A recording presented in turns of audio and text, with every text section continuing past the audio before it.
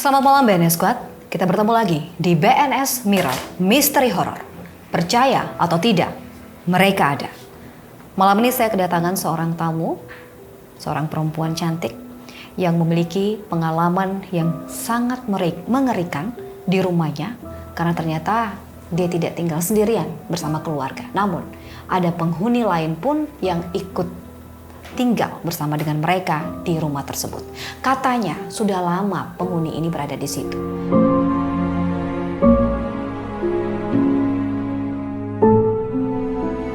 Dan malam ini saya akan berbincang dengan narasumber saya dengan nama samaran. Kita samarkan namanya, saya sebut saja namanya Ana. Selamat malam Ana. Selamat malam Kak. Iya. Senang sekali bisa ada di sini. Terima kasih sudah mengirimkan ceritanya di bohongnonstop@gmail.com dan akhirnya bisa berada bersama dengan kami di sini, Ana ya. Menarik karena ceritanya Ana ini terkait tentang penghuni dari alam lain yang ternyata juga tinggal bersama dengan kamu dan keluarga di rumah. Dan kamu adalah salah satu orang yang sering diganggu. Benar begitu? Benar Kak. Nah, kita akan dengarkan cerita dari Ana. Silakan. Jadi diawali dengan pembangunan rumah. Ada 2 rumah. Yang pertama ada rumah darurat yang dipakai dengan triplex dan juga seng. Yang kedua ada rumah yang untuk ditinggal, rumah batu yang dilengkapi dengan ruang bawah tanah. Ya, ruang bawah tanah itu dibangun sejak saya masih kelas 7 kalau tidak salah. Ya. Dan di situ saya sudah kayak nyaman sekali tinggal di ruang bawah tanah itu. Contohnya kayak bermain di situ karena waktu kecil. Hingga besar ini, pada saat rumah itu sudah dibangun setengah, saya melihat ada sesuatu yang janggal di situ Kak. Karena saya melihat ada sosok perempuan yang sering lewat-lewat kalau saya bermain di situ, dan ada satu kamar yang dibuat khusus untuk saya. Dan setiap malam itu saya sering melihat dia sedang melihat saya dari dalam jendela itu. Begitu Kak. Dari luar? Dari dalam kamar. Dari itu. dalam kamar, ya. Dekat jendela, begitu Ya. maksudnya? Maksudnya ini basement, ruang bawah tanah, ada kamarnya kamu di situ? Bukan Kak, maksudnya di ruang bawah tanah itu memang kosong terus gelap. Hanya saja kan ada lagi di atasnya itu. Ada kamar di rumah baru ya? Iya, di rumah baru. Ada kamarnya kamu, dan ketika kamu beristirahat di kamar itu, kamu selalu melihat ada sosok perempuan? Iya, sering ngeliatin saya. Yang sering melihat kamu? Seperti apa rupanya yang kamu lihat? Pernah waktu itu tidur, tiba-tiba ada sosok perempuan itu liatin saya dari dekat. Kayak saya tidur terus tuh dekat sekali. Sampai pada saat saya buka mata, kaget kan jam 6 sore itu. Seberapa dekat jaraknya? Mungkin sejengkal seperti ini atau sangat dekat sekali? Sejengkal mungkin Kak. Sejengkal gini ya? Ya, soalnya lihat rambut sekali saja. Rambutnya itu seperti ijuk. Ijuk yang hitam itu Kak. Iya. Jadi itu sampai kaget. Jadi saya kira itu cuman mimpi. Jadi itu saya kaget, lalu saya sempat cerita di orang tua saya, terutama di bapak saya. Saya cerita, lalu bapak saya cuma bilang, dia itu baik, dia tidak jahat, dia hanya mau jaga rumah saja. Jadi pada saat itu saya mendoktrin diri saya supaya saya bilang, dia ini baik, tidak jahat begitu. Akhirnya sering lihat dia begitu. Kayak kan ketong juga punya lantai 2, lantai 2-nya belum jadi. Jadi itu sering lihat saya dari lantai atas itu kalau saya di luar sampai malam begitu tuh Kak. Jadi setelah bapak saya meninggal dunia, saya mulai sering diganggu di situ. Itu yang hampir setiap hari. Selama papa kamu ada, dia hanya menunjukkan diri saja kepada kamu begitu ya, hanya melihat. Dan waktu kamu melihat secara nyata sejengkal itu hanya rambutnya saja, wajahnya? Wajahnya tidak ada Kak. Jadi betul-betul pada saat saya buka mata gelap, tapi masih ada cahaya dari luar jendela kayak samar-samar begitu. Dilihat kalau dia itu kayak rambut ijuk yang betul-betul kasar sekali. Oke, baik. Pernah melihat sosok dia secara utuh semua dari pakaian yang dipakai atau dia gunakan? Kalau menurut saya mungkin pada saat bapak saya meninggal itu pada malam yang keempat saya coba untuk bakar di tempat bapak saya meninggal, itu di depan tangga yang masuk ke ruang bawah tanah, bakar lilin. Oke. Ya. Di atas tangganya itu ada tangga lagi yang menuju ke lantai 2. Jadi kan kayak ada bolongan gitu. Saya bakar lilin terus saya lihat, saya rasa nih Kak, ada yang menggerak di atas saya, kayak ada sesuatu yang gerak. Pada saat saya lihat ke atas, ternyata itu ijuk yang betul-betul kayak hitam sekali tapi dia melayang. Saya tidak lihat kayak kaki atau apa, saya lihat ijuk kayak rambut begitu, tapi kasar sekali seperti ijuk, dia melayang. Gitu. Bulat, dia atau panjang. Iya, panjang sekali. Rambutnya panjang, Iya. tapi seperti ijuk. Iya. Oke, itu yang kamu lihat melayang. Iya. Terus pernah juga pada saat malam-malam saya dengan adik saya itu kasih susun kursi pada saat habis ibadah. Lalu saya lihat di atas seng itu di tetangga saya yang rumah kosong, saya lihat ada sesuatu di situ di atas seng. Nah pada situ saya matanya saya tidak pakai kacamata. Saya lihat di situ seperti ada putih-putih gitu, kayak semakin ditiup angin semakin berbaur dengan hitamnya gitu. Saya kira itu kucing atau anjing. Saya coba tanya adik saya. Saya bilang, "Adek, udah lihat kau yang di belakang tuh apa?" Dia bilang, "Sudah ada apa-apa di atas seng." Akhirnya saya coba mendekatkan diri, berpikir positif, Kak. Dekat-dekat kok semakin kesini semakin besar. Saya kira itu anjing. Jadi saya coba kayak usir begitu, jadi semakin dekat sampai berpapasan dengan tembok. Itu saya lihat semakin dekat dan ternyata itu adalah kuntilanak. Oh, yang di rumah tetangga yang kosong itu. Dia berdiri di Itu atas. berbeda dengan yang kamu lihat selama ini yang si ijuk ini. Menurut saya sama sih Kak, karena dari pakaiannya putih juga. Oke, baik. Jadi kesimpulan yang kamu dapatkan dengan sosok-sosok yang kamu temukan itu, dia adalah sosok kuntilanak Iya. dengan pakaian putih. Iya. Oke. Nah, yang menarik tadi katanya Ana bahwa sebelum papa meninggal, dia cuma memantau, melihat, cuma sekedar menunjukkan diri. Tapi setelah papanya sudah tiada, dia mengganggu. Iya. Langsung melakukan interaksi sama kamu. Pernah Kak, itu interaksinya itu seperti pada hari Minggu kan mau jualan, itu sekitar jam 4 pagi harus ke dapur. Dapurnya itu berada di rumah yang baru ini. Dan itu yang berani masuk hanya saya sendiri. Dan itu saya hanya mengambil beberapa barang, tiba-tiba saya mencium wangi, kayak wangi-wangian parfum begitu. Dan tapi pada saat saya balik untuk jalan, kaki saya ditahan. Saya tidak bisa gerak. Terus tiba-tiba belakang saya itu kayak ada yang tiup gitu. Oh, Jadi dingin sampai belakang itu berat sekali. Akhirnya itu saya coba teriak, saya coba panggil orang tua saya, mama. Akhirnya karena mama saya takut juga, akhirnya saya coba berdoa dalam hati, akhirnya bisa. Gitu. Oh wow, luar biasa. Anehnya kenapa dia hanya mengganggu kamu? Pernah kamu cari tahu kenapa cuma beta?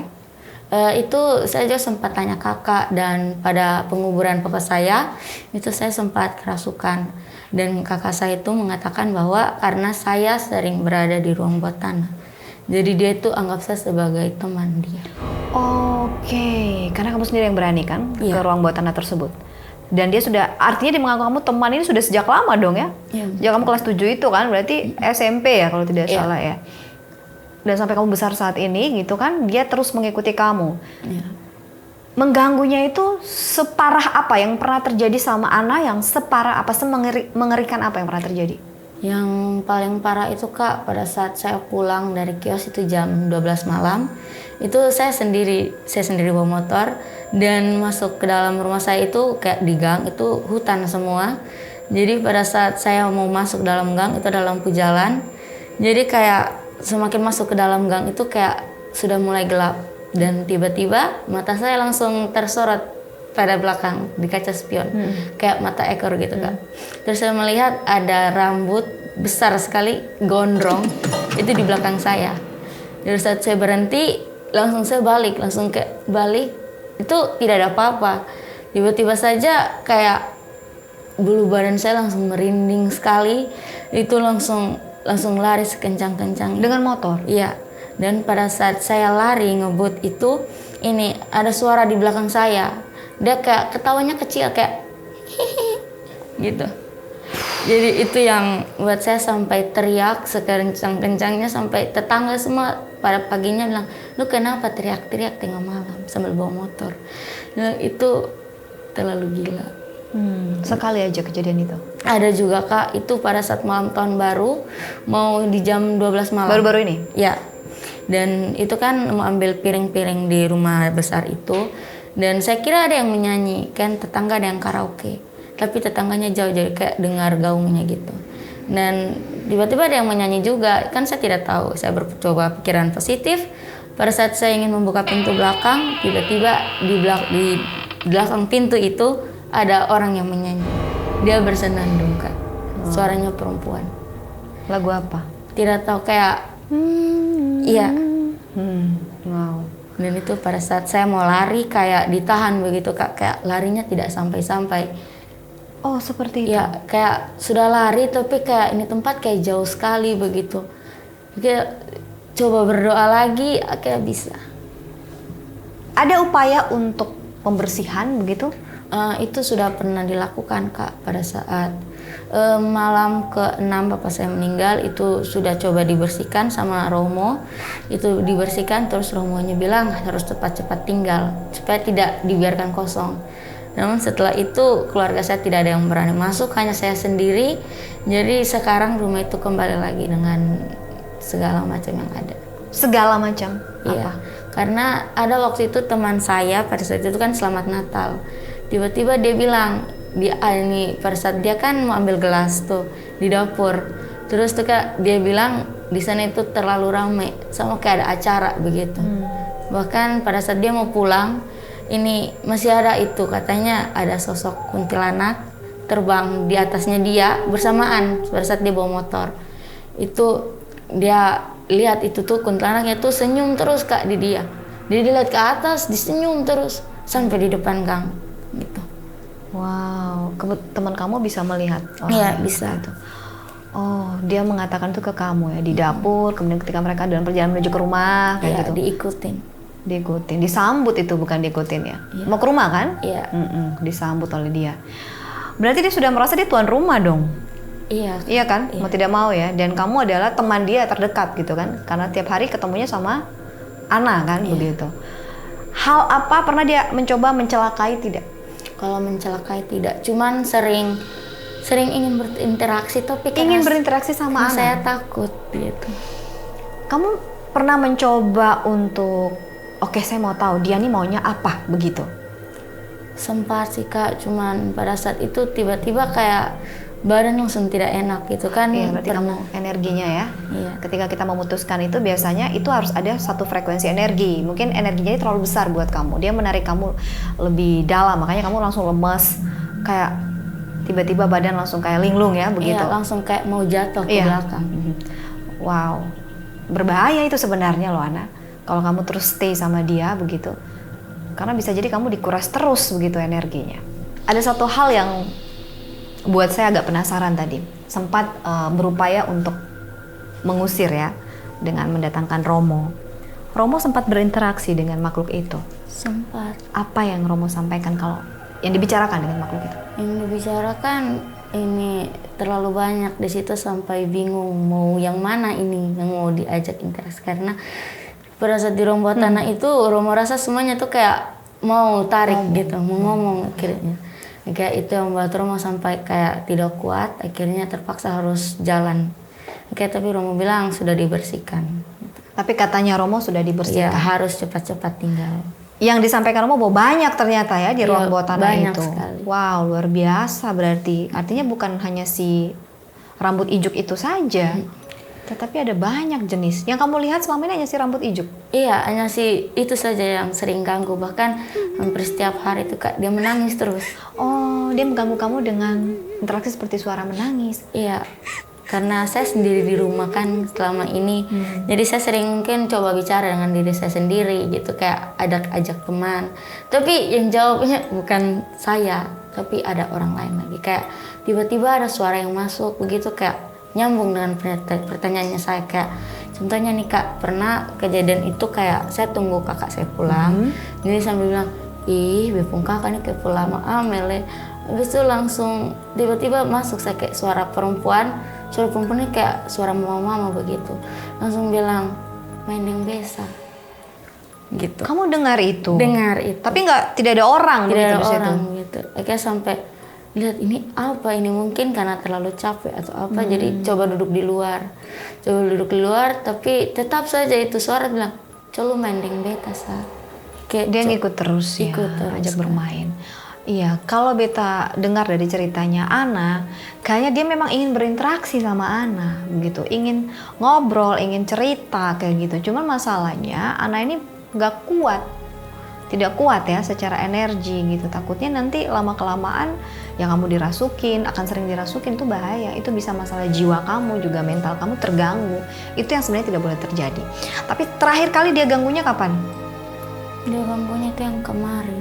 Kemarin? Atau minggu lalu atau Minggu kemarin dulu? lalu. Minggu lalu.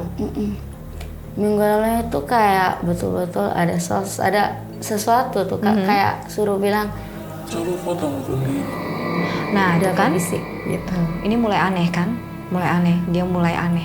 Pelan-pelan dia masuk ke kamu secara pelan-pelan. Dia mulai mau mengontrol diri kamu dan ini kan jahat berarti. Bahaya buat kamu.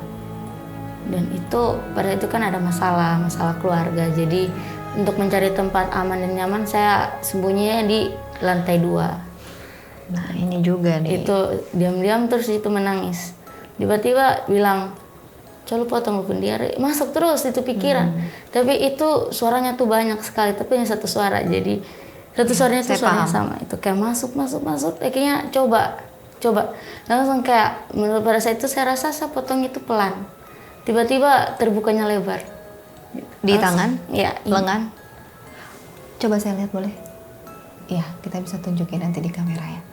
Jadi ini dia. Oh, pernah kamu lakukan. Ini cukup banyak ya? Iya, sudah sering. Tapi ini pertama kali kayak Yang lebar ini. ya yang sampai paling- selebar ini. Jadi itu kayak selama ini Be buat kuat gitu. Wah, ini jahat banget. Ini bahaya kamu.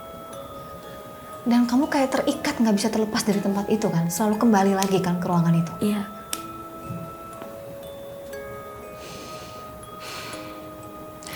Ada pemikiran untuk kamu sendiri yang dilepasin begitu? Untuk itu belum ada sih Kak. Kita tidak bicara pengusiran setan di rumah ya, tapi bagaimana kamu ditamengin begitu? kalau yang itu Doa dari Romo atau apa kembali untuk khusus kamu saja, karena ini sudah kejadian, kecuali belum kejadian loh, Ana. kalau itu belum ada sih Kak, karena kebanyakan pandangan keluarga itu taunya ini Beta itu coba untuk bunuh diri, Padahal sebenarnya dibisikin. dibisik itu. Buat BNS Squad juga, untuk kita juga, untuk Ana juga ya. Jangan pernah ketika kamu lagi punya masalah atau lagi galau atau lagi sedih tadi sendirian, apalagi di rumah yang kamu tahu bahwa itu tempat yang kurang baik begitu, karena akan dengan mudahnya terhanyut oleh bisikan-bisikan setan kayak gitu ya. Ini kan kita anggap aja udah setan, ini nggak jelas ini yang menginginkan kamu mengakhiri hidup, dan bahkan sudah berulang kali kan. Sepertinya dia benar-benar mau mengikat kamu nih. Hal apa yang sebagai tanda bahwa dia makin dekat sama kamu nih? Semakin dekat itu Kak, kalau Beta tidur sendiri rasanya sendiri-sendiri Setiap malam. setiap malam gitu. Jadi ya Beta pikirannya positif tuh Kak. Mungkin karena yang dia pada saat dia bilang coba lu main dengan Beta itu sejak itu berpikir akhirnya coba terima dia gitu. Akhirnya Beta pun diri berkata bahwa lepas sudah lu mau buat apa di sini lu buat sudah sampai dulu. Dan itu betul sih Kak, Bepi mana saja selalu dilihatin. Kayak mau dekat begitu tapi kayak sudah bisa begitu. Dia ingin mengambil kamu sebenarnya. Ingin mengajak kamu untuk menemani dia dengan cara yang seperti itu. Karena dia tahu ketika kamu mengakhiri hidup dengan bunuh diri, mohon maaf ya, itu kan nggak diterima. Kita tahu ya, secara agama juga kayak gitu. Mau mengurung kamu untuk bersama dengan dia di tempat itu. Dan itu udah jahat sebenarnya. Kamu masih rasa nyaman atau gimana begitu, Ana? Kalau nyaman sih sedikit sih Kak. Mulai rasa nyaman? Iya. Bahaya ini Ana, jujur.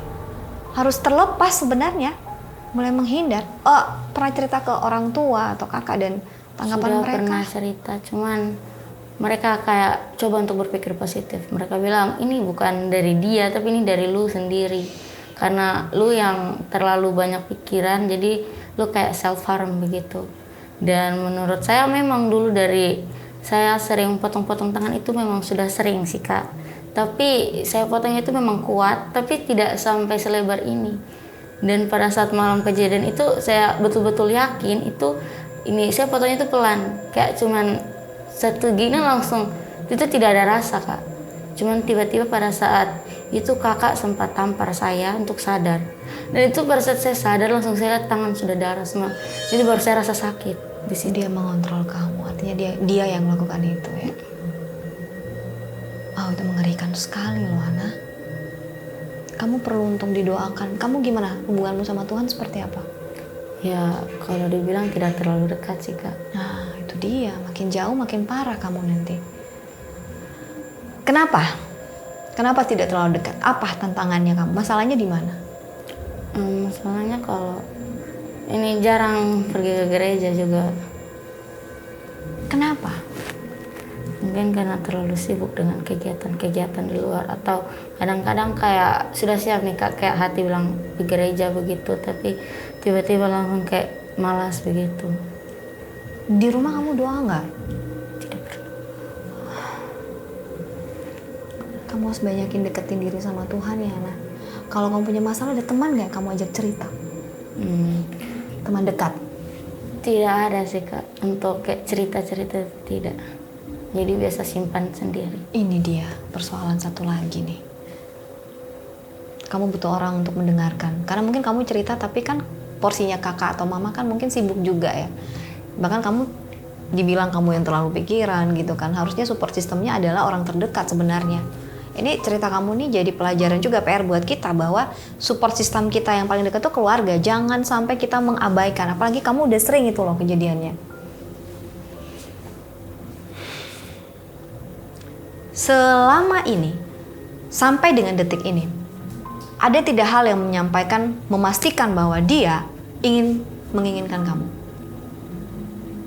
Pernah waktu itu pada saat saya kerasukan tuh Kak, yang pada saat bapak saya meninggal, itu kakak saya sempat bilang, ini mau bawa dengan dia juga biar temani saya di sini. Gitu kan? Katanya dia sendiri, tidak ada teman. Artinya dia sudah mengatakan ya, berarti kamu sudah menjadi targetnya dia. Saya sangat tidak ingin itu terjadi sebenarnya, Ana. Jujur, sangat tidak ingin. Ada rosario di rumah? Ada. Pakai nggak? Tidak. Aku sih kasih saran ya, Ana ya. Kamu mungkin harus ketemu sama Romo itu, minta doain rosario, pakailah dikalungin gitu. Pakai terus rosarionya sebagai tanda bentuk penangkal juga ya. Percaya atau tidak, tapi kita meyakini bahwa Tuhan menjaga kita itu paling penting loh sayang. Baik, yang terakhir untuk Ana, apa yang kamu bisa sampaikan kepada BNS Squad terkait dengan pengalaman yang kamu alami ini? Minta dukungan teman-teman juga untuk mendoakan kamu ya, karena kekuatan doa itu jauh lebih besar dari apapun. Silakan kamu boleh menyampaikannya. Baik, untuk teman-teman semua yang ada di sana, ini B hanya mau bilang, B hanya mau minta bantuan doa dari teman-teman semua supaya B tuh bisa terhindar dari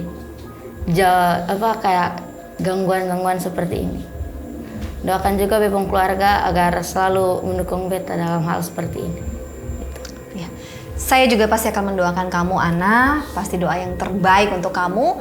Dan juga untuk BNS Squad, pesan saya juga satu ya. Jangan pernah ketika kamu dalam keadaan sedih, galau, atau ada niat untuk mengakhiri hidup dan kamu sendirian pada saat itu. Kamu harus cari support system kamu untuk ceritakan. Support system yang nyata, bukan dari dunia lain. Itu yang paling penting. Dan juga untuk BNS Squad yang ingin bercerita, punya cerita, langsung saja kirimkan ke baomongdon'tstop@gmail.com.